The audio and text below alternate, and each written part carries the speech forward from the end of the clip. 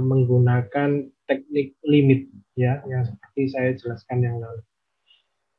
Kemudian apa saja yang hari ini akan saya sampaikan? Ada beberapa hal, tentu saja ada apa itu konsep turunan itu seperti apa, kemudian aturan-aturan turunan itu seperti apa, kemudian mungkin di hari berikutnya saya akan menjelaskan apa yang dimaksud dengan turunan implisit dan turunan trigonometri, dan nanti akan ada latihan-latihan soal yang akan saya berikan kepada saudara terkait dengan turunan. Oke.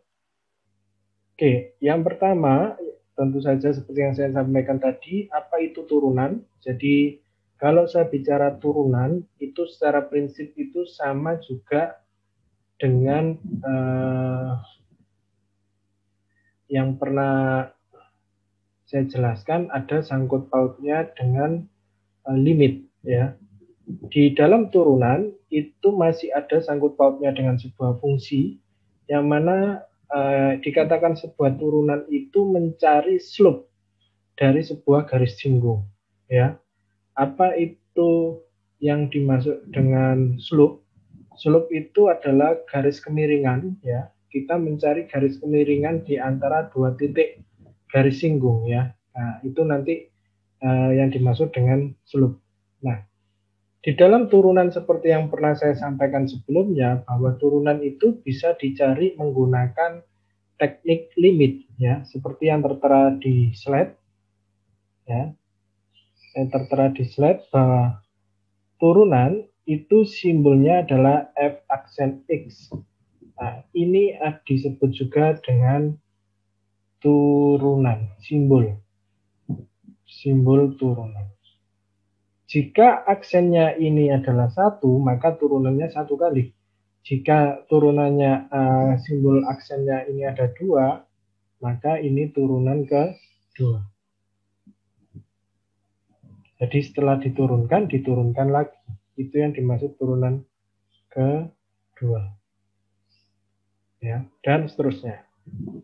Seperti yang tadi saya sampaikan, bahwa turunan ini bisa dihitung ya, secara persamaan, itu menggunakan rumus dari limit, yang mana limit misalkan H mendekati 0 ya, itu sama juga dengan fx plus H. Salah ini, mohon maaf, saya hapus terlebih dahulu.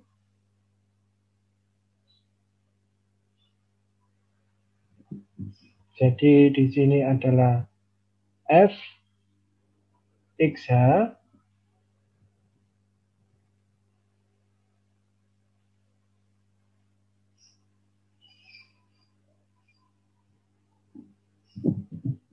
fx plus h ya, dikurangi fx baginya ini dari sini sampai ke sini ya, dibagi dengan h. Mungkin saudara sudah pernah melakukan proses turunan ya di SMA maupun di SMK, bahwa jika saya memiliki sebuah turunan sebuah fungsi fx yang mana terdiri simbolnya adalah axn seperti ini ya, misalkan ada sebuah bentuk, ini polanya ya, maka kalau ini diturunkan, kita mencari f aksen x-nya ya, itu sama juga dengan a dikali n ya, x n min 1 ya, x n min 1. Nah, ini kalau turunan. Maksudnya apa? Jadi misal saya punya fx itu sama dengan 2x kuadrat ya. Ini kan a-nya, ini kan n-nya ya. Maka turunan dari ini itu kalau kita mengikuti prinsip yang di sini, maka 2 dikali 2, a ini dikali n ini, x 2 min 1 ya. Jadi pangkatnya itu di min 1. Ini berapa? 2 kali 2, 4x. Pangkat 1 kan tidak perlu saya tulis 1 di sini. 2 kurangi 1 kan 1, pangkat 1. Sehingga turunan dari ini adalah 4x. Nah, kalau kita sangkut pautkan dengan prinsip dari sebuah limit, ya, yang mana 2x kuadrat apakah benar kalau kita menggunakan teknik perhitungan limit itu turunannya adalah nilainya 4x, ya, ini kita akan buktikan secara bersama-sama. Ya, jadi ini saya akan membuktikannya apakah turunan dari tadi ya fx sama dengan 2x kuadrat, turunannya kalau kita buktikan kan secara prinsip tadi itu kan 4x. Kalau saya menggunakan teknik limit, apakah benar bahwa turunan dari ini itu nanti sama juga dengan hasilnya 4x tapi menggunakan prinsip limit. Nah, ini saya tulis rumus dari turunan menggunakan limit. Limit h mendekati 0 fx plus h min fx dibagi dengan h. Limit h mendekati 0. Nah, kita sekarang berfokus ke fx-nya terlebih dahulu karena yang ini yang ditanyakan adalah fx. Fx ya itu kan sama dengan 2x kuadrat. Kalau ini x, sekarang yang ditanyakan adalah x plus h. Jadi karena ini x plus h, maka kalau ini x, kalau x plus h, 2x plus h kuadrat. Ya, bisa dimaknai ya. Kalau fx aja nilainya sama dengan 2x kuadrat, kalau fx plus h, maka nilai variabel x di sini itu diubah dengan variabel x plus h. Karena kalau ini x, kalau ini x plus h, maka ini x plus h dikuadratkan. Nah, dikurangi dengan fx-nya berapa? Karena itu variabelnya x, maka ya tetap 2x kuadrat. Min dibagi h. Ya. Tinggal saya melakukan penyederhanaan, artinya saya kuadratkan terlebih dahulu.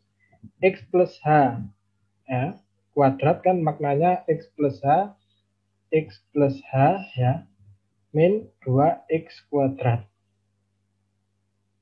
bagi h. Ini saudara kalikan distributif ya, prinsip perkalian distributif, sehingga nanti ini diperoleh bahwa h mendekati 0, 2, ini akan diperoleh berapa? X kuadrat ya, plus 2xh plus h kuadrat. Hasil dari mana ini Pak? Dari perkalian distributif ini. Harus saya kurung. Ya, karena nanti ini akan dikalikan distributif dengan 2. Ya, dibagi dengan h. Oke. Saya lanjut di sampingnya sini. Kemudian setelah saya peroleh seperti ini, tinggal saya melakukan melakukan perkalian distributif, yaitu ini dikali ini dikali ini dikali ini, sehingga ini akan menghasilkan 2x kuadrat ya, plus 4xh plus 2h kuadrat min 2x kuadrat dibagi h. Ini kan bisa dicoret karena dikurangi, sehingga sisanya tinggal ini 4xh plus 2h kuadrat dibagi h. Karena ini dibagi h, maka ini bisa disederhanakan. Ya, yaitu hanya ini hilang karena dibagi tinggal 4x, kemudian ini dibagi ini tinggal plus 2h.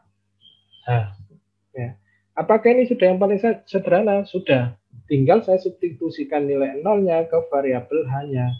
Sehingga nilai ini itu sama juga dengan 4x plus 2 dikali 0. Nolnya diinputkan. Maka ini 2 kali 0 kan 0. 0 ditambah 4x ya, 4x. Nilainya kan sama dengan dari kita menggunakan prinsip yang tadi di awal saya jelaskan.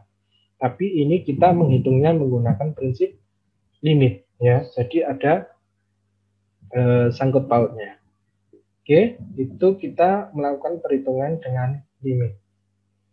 Oke, kemudian apa makna dari slope yang tadi saya sampaikan? Bahwa misalkan saya punya sebuah grafik fungsi fx ya, seperti yang ada di gambar di situ. Nah, misalkan seperti ini. Ini adalah fungsi fx sama dengan y, yaitu sebuah fungsi kuadrat, anggap seperti itu. Nah, kalau kita mencari sebuah turunan, maka nanti yang dicari adalah sebuah nilai persamaan dari titik ini ke sini. Pertemuan yang menyinggung.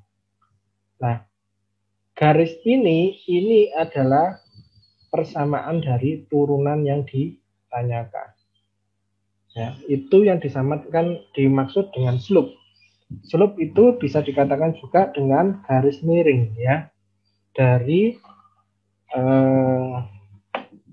titik garis singgung yang dibentuk oleh fungsi fx itu tadi.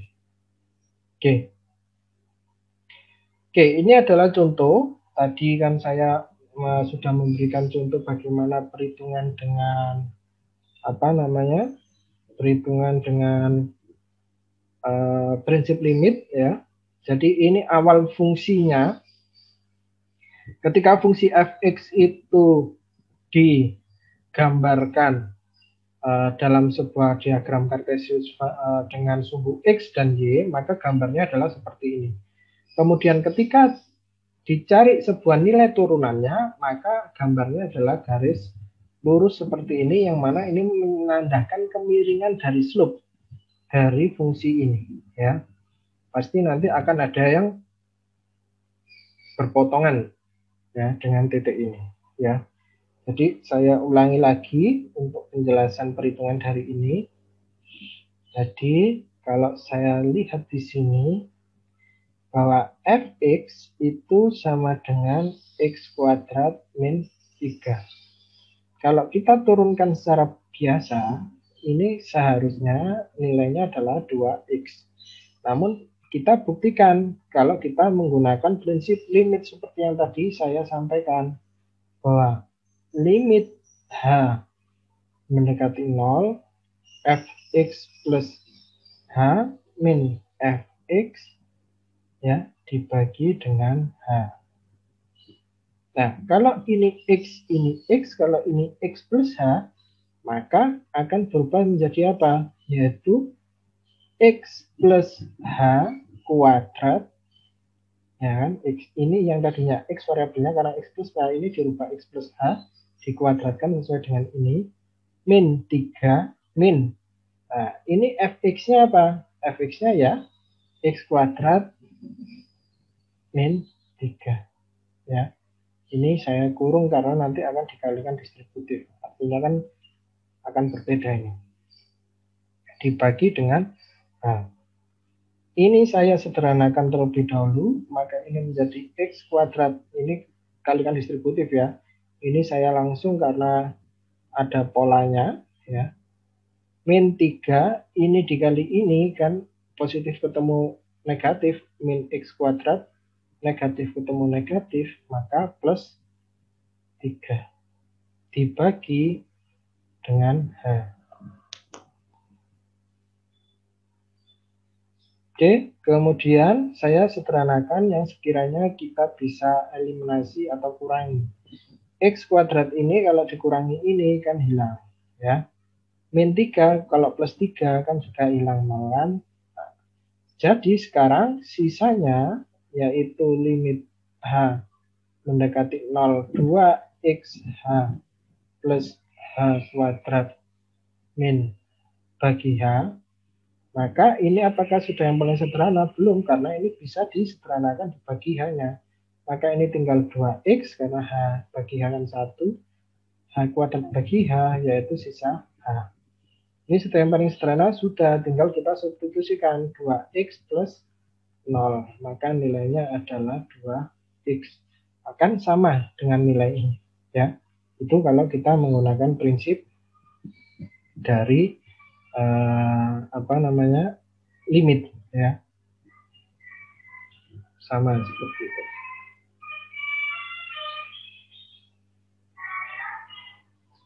Oke. Kemudian, seperti yang tadi saya sampaikan di awal, bahwa di dalam sebuah turunan itu ada sebuah aturan-aturan, ya. Aturan yang pertama yaitu aturan konstanta. Maknanya apa? Jadi aturan konstanta ini memiliki makna. Aturan konstanta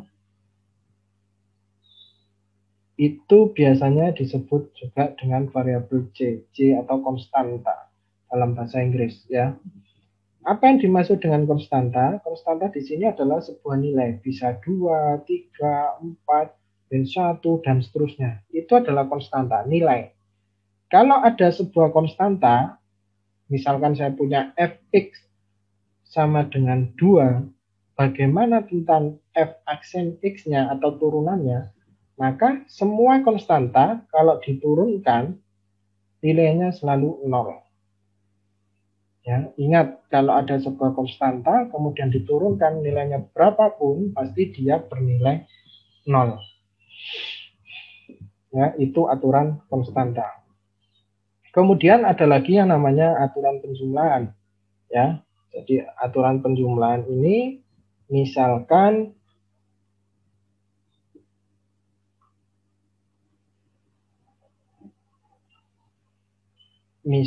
saya punya variabel fx itu nilainya 2x pangkat 3, gx-nya itu adalah x kuadrat. Nah, kemudian ditanyakan turunan jumlahan dari keduanya, ya.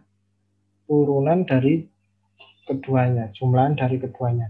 Jadi misalkan saya punya fx ditambah gx, nah jumlahan turunannya itu bagaimana? Ini kan otomatis 2x pangkat 3 ditambah x kuadrat. Nah, turunan dari ini itu harus bagaimana? Ini harus diturunkan sendiri f aksennya, ditambah g aksen x-nya juga harus diturunkan sendiri. Maknanya apa? Ini harus diturunkan. Berapa? Kalau kita lihat di prinsip yang tadi di awal saya sebutkan, kalau saudara punya fx sama dengan axn seperti ini, ya, maka turunannya dia f aksen x-nya dia adalah a dikali n x n min 1, ya.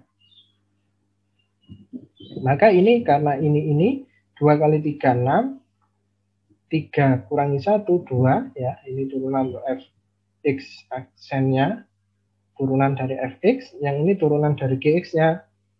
Ini kan karena nggak ditulis adalah 1 dikali 2 kan 2, ya. X 2 kurangi 1 kan 1, maka ini tidak perlu ditulis. Ini adalah hasil turunannya. Itu pun juga nanti kalau dia pengurangan sama, tinggal yang tadinya min ini jadi plus, ya. Intinya sama, ya. Aturan pengurangan maupun penjumlahan sama. Oke. Kemudian jika ada sebuah perkalian konstanta, maka konstanta itu dikeluarkan terlebih dahulu. Kalau kita melihat aturan ini, konstantanya itu dikeluarkan terlebih dahulu. Contoh, misalkan saya bisa memiliki fx-nya itu adalah 3x kuadrat.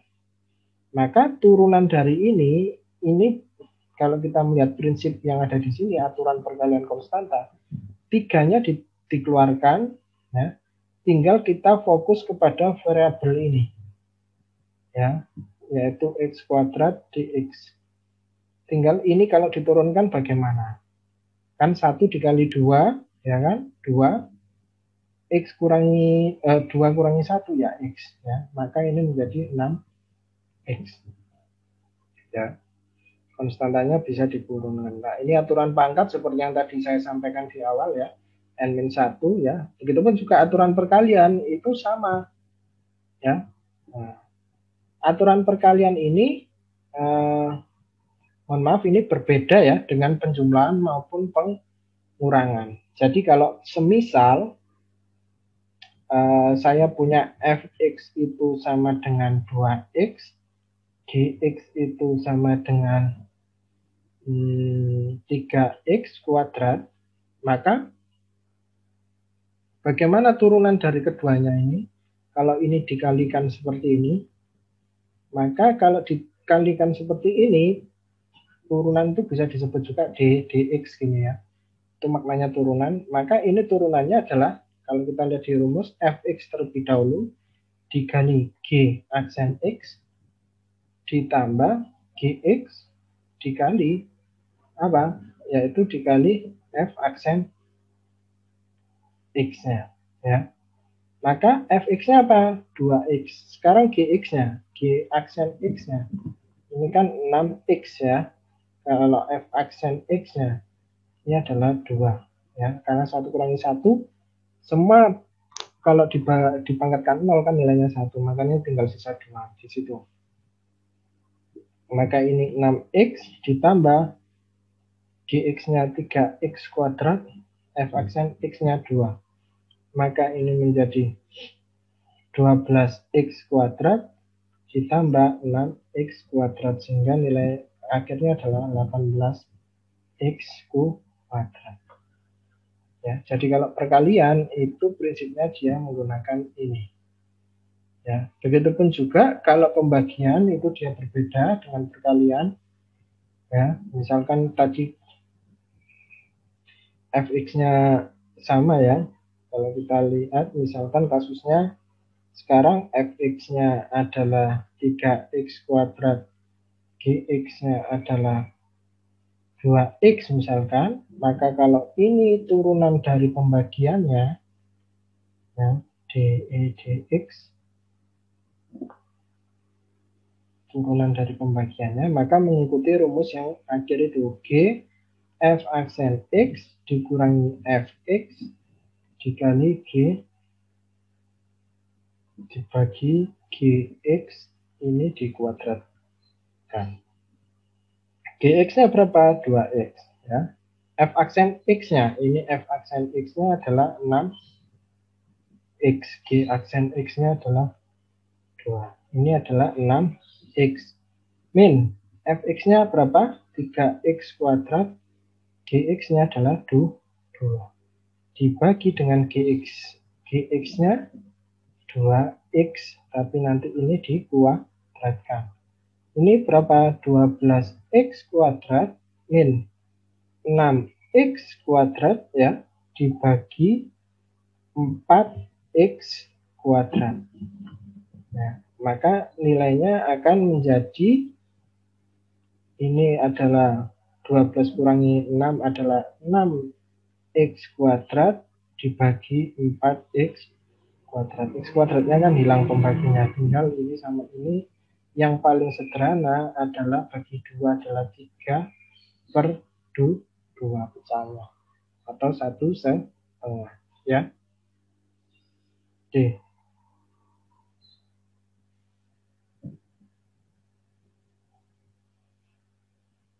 Oke, kemudian ada juga yang dinamakan dengan aturan rantai.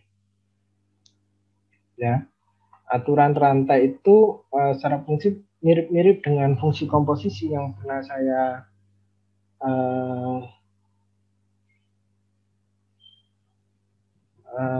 dengan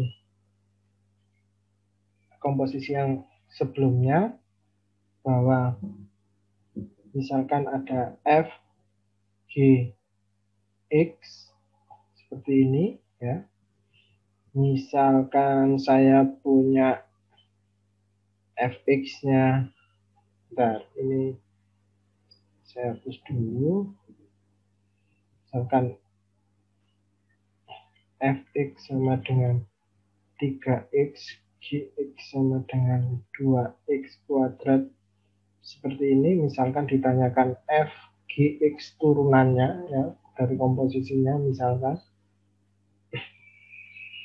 ya, itu kita bisa menggunakan prinsip dari yang ada di sini, yaitu f aksen gx ya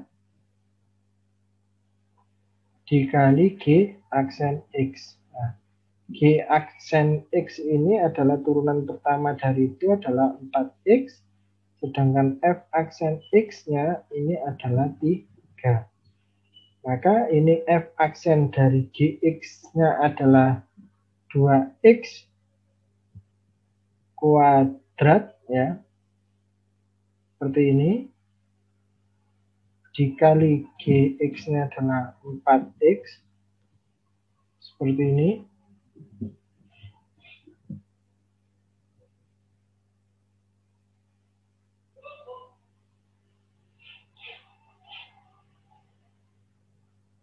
Nah, kalau sudah seperti ini kita tinggal masukkan ya, karena ini kita masukkan variabel x sebagai pengganti f aksennya kan tidak ada, maka nilainya dia tetap di 3 karena ini tidak ada variabel x-nya. 3 dikali 4x yaitu 12x ya, itu nilainya. Kemudian berikutnya terkait dengan pangkat umum ya. Jadi kalau misalkan ada sebuah fx, misalkan di sini saya punya fx-nya itu adalah 3x pangkat 2 ya, di mana misalkan akan dicari turunan dari 3x pangkat 2 pangkat 4 seperti ini, maka kita bisa menggunakan prinsip 4 ya, seperti ini. N-nya ini adalah ini kan N-nya ditaruh ke bawah, terus 3x kuadrat, 3x kuadrat min 1, 4 dikurangi 1 ya. Kemudian f aksen x, f aksennya 6x ya, 6x, maka ini menjadi 24x, 3x kuadrat, 4 kurangi 1 adalah 3, 24x. Ini berapa kalau saya pangkat ya, ini akan menjadi 9x pangkat berapa? 6. Maka ini menjadi 24 kali 9 itu adalah 6, 3, 18, 216 x pangkat 7. Ini kan pada hari ini saya akan menjelaskan terkait dengan turunan implisit ya. Jadi ini merupakan lanjutan dari yang kemarin turunan. Saya kan kemarin berhenti sampai sifat-sifat turunan, kemudian ini lanjutannya. Oke, di dalam turunan implisit ini secara umum itu nanti di dalam turunannya itu terdapat 2 variabel ya, ataupun bisa lebih ya. Nah, kekhususan inilah yang membedakan antara turunan yang biasa dengan turunan implisit. Nah, turunan implisit ini secara umum bisa menggunakan aturan rantai yang sudah pernah saya jelaskan sebelumnya. Nah, langkah-langkahnya bisa saya drop down seperti yang ada di slide. Pertama, turunkan suku-suku yang mengandung variabel X menggunakan variabel biasa. Kemudian tahap yang kedua, suku-suku yang memiliki variabel Y itu diturunkan, kemudian ditambahkan dengan dy dx di sebelah masing-masingnya. Kemudian gunakan aturan perkalian atau pembagian untuk suku-suku yang memiliki X dan Y, dan sendirikan dy dx-nya, sehingga nanti akan diperoleh nilai dari dy dx dari turunan implisit ini tujuannya. Oke, contoh di sini saya punya X pangkat 3 plus Y pangkat 3. Ya. Jadi ada X pangkat 3 plus Y pangkat 3 sama dengan 4.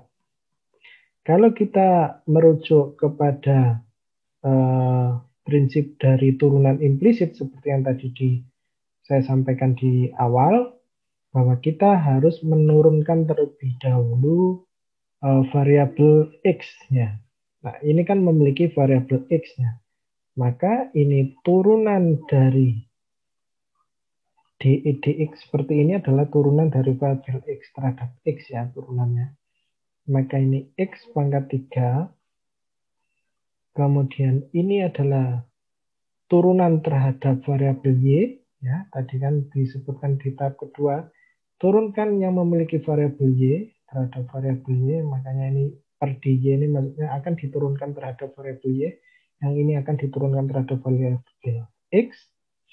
Nah, setelah ini diturunkan, itu ditambahkan di sisi sampingnya, yaitu dy per dx, seperti instruksi yang saya tadi sampaikan di awal bawah. Setelah diturunkan, ditambahkan dy per dx di sebelahnya. Nah, ini dy per dx di sebelahnya. Kemudian yang di sisi kanan, di A4 itu juga diturunkan terhadap variabel X. Ya. Oke. Jika sudah seperti ini, maka ini diturunkan terhadap variabel X menjadi 3x kuadrat. Ya. 3-nya dikali 1 kan 3. X pangkat 3 min 1 kan 2. Oke. Sekarang berikutnya, terhadap Y, maka ini menjadi 3y kuadrat. Ini tetap ya, dy per dx. Oke. Yang ini 0. Ya, konstanta kalau diturunkan itu selalu dia bernilai 0. Kemudian ini tujuan kita yang berikutnya adalah mencari dy dx-nya, seperti yang di sini, cari atau sendirikan dy dx, maka ini akan saya cari dy dx-nya. Ini 3y kuadrat dy dx, yang ini kan positif. Kalau diubah ke sisi kanan, maka dia akan menjadi negatif. 3x kuadrat seperti ini. Nah, kalau sudah bentuknya seperti itu, maka tinggal kita mencari dy dx-nya. Ya. Maka dy per dx, ya, ini akan diubah ke bawahnya. Ya. Maka ini min 3x kuadrat per 3y kuadrat. Ya. Maknanya apa, Pak? Nah, kalau saya punya seperti ini, A per B CD itu kan sama juga dengan A dikali D sama dengan B dikali C. Nah, ini kan kalau saya kalikan ke atas, ini kan bisa balik di sini. Ini kan 1 dikali 3Y kuadrat kan bisa balik seperti ini. Jadi ini diturunkan, ya, dibagi untuk mencari dx-nya. Seperti halnya A dikali B sama dengan C. Kalau saya ingin mencari B-nya, maka C dibagi A kan. Nah, ini kan C-nya kan ini dibagi A-nya adalah 3Y. Oke. Kalau sudah diperoleh seperti itu, maka ini bisa saya sederhanakan ya. Dibagi tinggal yang paling sederhana adalah min X kuadrat Y kuadrat, untuk nilai akhirnya di Y dx-nya adalah ini ya. Itu adalah turunan implisit. Ya, jadi turunan implisit itu diciri-cirikan dia ada variabel atau dua variabel X, Y seperti itu. Oke. Kemudian berikutnya di sini ada yang namanya turunan geometri. Nah, ini kalau ini sudah diketahui. Turunan sin X adalah cos X. Turunan dari cos X adalah min sin X. Turunan dari tan X itu adalah secant X kuadrat. Ya. Secant X itu adalah secant X kuadrat tan X ya, dan seterusnya. Ini turunan dari geometri. Trigonometri ya. Oke, contohnya di sini ada sebuah turunan ya. Nah, ditanyakan, masih ingat yang kemarin bahwa fx sama dengan 3 sin x min 4 cos x. Kalau ini diturunkan ya, maka kosasanya keluar ya kan, d diturunkan terhadap x ya, sin x-nya, 4-nya keluar, diturunkan cos x terhadap dx. Nah, kita tinggal lihat saja rumus yang tadi di depan. Turunan dari sin x itu apa? Terhadap dx cos x. Maka di sini 3 dikali cos x. Min 4. Nah, turunan dari cos x ya terhadap x tadi di depan adalah min sin x. Ya. Maka ini adalah min sin x. Nah, min ketemu min maka positif. Sehingga ini menjadi 3 cos X plus 4 sin X. Ya, ini min, temu min, maka dia akan positif. Ya, maka plus 4 sin X. Ya, itu untuk hasil dari ini. Nah, tugas saudara di sini adalah ada 4 soal, yang mana 4 soal ini harus saudara selesaikan maksimal adalah tanggal 16 Desember 2020 ya, dikerjakan di kertas folio bergaris, kemudian di scan ya dalam bentuk PDF, jangan lupa nama sama NBI-nya ya. Nah, untuk soal nomor 3 ini bisa menggunakan prinsip perkalian dan ini menggunakan prinsip pembagian yang ada di sifat-sifat dari turunan yang pernah saya jelaskan. Sedangkan untuk nomor ini ya, ini bisa menggunakan prinsip dari ini ya. Nah, menggunakan ini ya.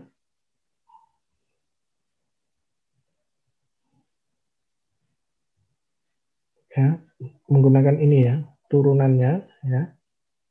Nah, nanti dikombinasikan menggunakan aturan rantai, kemudian dikombinasikan menggunakan turunan implisit sehingga nanti akan diperoleh. Jadi clue-nya untuk yang nomor 5 itu nomor 4 ya. Itu adalah menggunakan aturan rantai, kemudian baru diterapkan menggunakan turunan implisit ya.